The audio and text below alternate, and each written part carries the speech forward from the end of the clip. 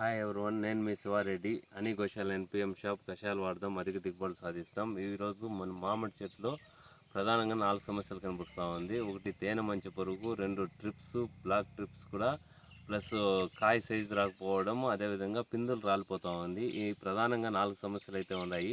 First వచ్చి తేనె మంచి పురుగు. తేనె మంచి పురుగు నుండి మనకి బ్లాక్ ఫంగస్ అనేది వస్తూ ఉందన్నమాట. అంటే మంగు కాయ మీద నల్లగా మచ్చ అనేది వస్తూ ఉంది. ఈ మచ్చ ఎలా వస్తుందంటే, మనకి ఈ తేనె మంచి పురుగు వచ్చిందన ఈ చిగురుని తినేసి దాన్ని విసర్జించడం వల్ల మనకి కాయ మీద కూడా క్యాటికల్ పౌడర్ అనేది ఫామ్ అవుతుంది. ఆ పౌడర్ ఉండేంత వరకు మనకేమవుతుందంటే ఎటువంటి ఫంగస్ కూడా ఆ కాయ మీద అటాచ్ కాదనమాట. ఎప్పుడైతే ఈ జిగురు అనేది పోయి కాయ మీద పడుతుందో అప్పుడు మనకి అక్కడ బ్లాక్ ఫంగస్ అనేది స్టార్ట్ అయ్యి ఈ ముంగ అనేది స్టార్ట్ అవుతుంది. దీని నివారణకు ఏం చేయాలంటే, మనకి కెమికల్ వాళ్ళు ఇమిడాక్లోరైడ్ 70 అనేదని ఒక 0.3 ml మనం స్ప్రేయింగ్ ఇచ్చుకుంటే లీటర్కి సరిపోతుంది. అదేవిధంగా మనం నేచురల్ ఫార్మింగ్ చేసే వాళ్ళు ఏం చేయాలంటే, దీన్ని పోగొట్టాలంటే మనం వేప నూనె అనేది స్ప్రే చేసుకోవాలన్నమాట. వేప నూనె లేదంటే కానుగ నూనె అనేది 0.5 ml మనము స్ప్రే చేసుకుంటే ఇది కొంచెం ఉధృతి తగ్గుతుంది. కాకపోతే మన నేచురల్ ఫార్మింగ్లో చేసేవాళ్ళు మనం ఒక పొలంకి ఒక ఎల్ఈడి బల్బ్ అనమాట. ఆ ఎల్ఈడి బల్బ్ వచ్చిందన సిఎఫ్ఎల్ అనే బల్బ్ ఉంటుందన్నమాట. అంటే అది ఉడుకొస్తుంది. ముందు ఒక ట్యూబ్ లైట్ మాదిరిగా ఉంటుంది రౌండ్కు, అలాంటివి ఉడుకొస్తుంది అన్నమాట.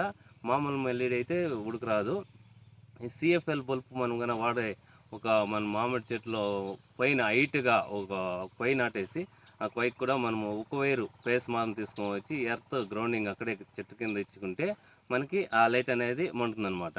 ఒక తోటకంతా సరి ఒక బల్బు వేసుకుంటే ఆ తేనె మంచి పురుగు పోయిందన ఆ వెలుతురికి పోయి ఆ బల్బ్ చుట్టూ తిరుగుతుంది అనమాట. అప్పుడు తిరిగినప్పుడు ఏమవుతుందంటే ఆ ఉడికి దాని కాళ్ళు, ఆకులు, దాని రెక్కలు మనకి కాలిపోయి అది చనిపోయేదానికి ఛాన్స్ వస్తుంది.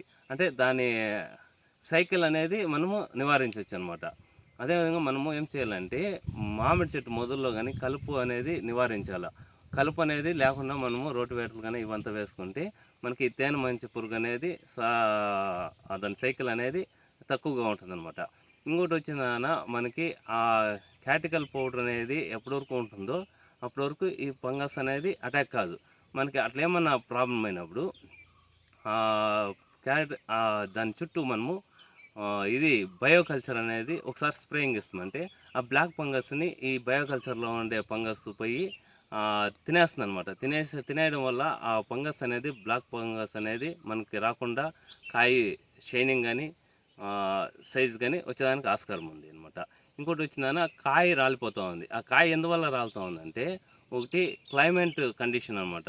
చెట్టు ట్రెస్ మీద కూడా మనకి అంటే వాటర్ అప్ అండ్ డౌన్ చేయడం వల్ల, లేదంటే ఈ ట్రిప్స్ ద్వారా కూడా మనకి తినేస్తుంటుంది. ఈ ట్రిప్స్ కంట్రోల్కి ఏం చేయాలంటే, మనకు వావిలాక్ కషాయం ఉంది, లేదంటే తూటుకాడ కషాయం ఉంది. దీన్ని స్ప్రేయింగ్ చేసుకున్నామంటే మన ట్రిప్స్ అనేది కంట్రోల్కి వస్తుంది. ట్రిప్స్ మనం కొట్టిన వెంటనే పోదనమాట. కానీ ఆ స్మెల్ అనేది ఒక 10 days ఉండడం వల్ల అవి తినడానికి ఇష్టపడవు. ఆ ట్రిప్స్ అనేవి ఎప్పుడైతే తినడానికి ఇష్టపడకుండా ఒక 4-5 దినాలు ఉంటుందో ఆటోమేటిక్గా అది కంట్రోల్ అవుతుందన్నమాట. ఆ ట్రిప్స్ వల్ల కూడా మనకి కాయ షైనింగ్ తగ్గిపోయి ఎక్స్పోర్ట్ పోయేదానికి ఆస్కారం లేకుండా ఉంటుందన్నమాట.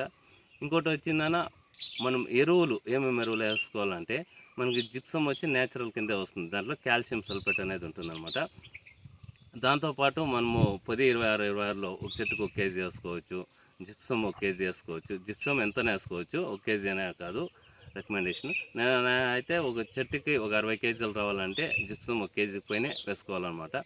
అదేవిధంగా దాంతో అది 10, 26లో వేసుకోకపోతే కూడా పొటాషియం,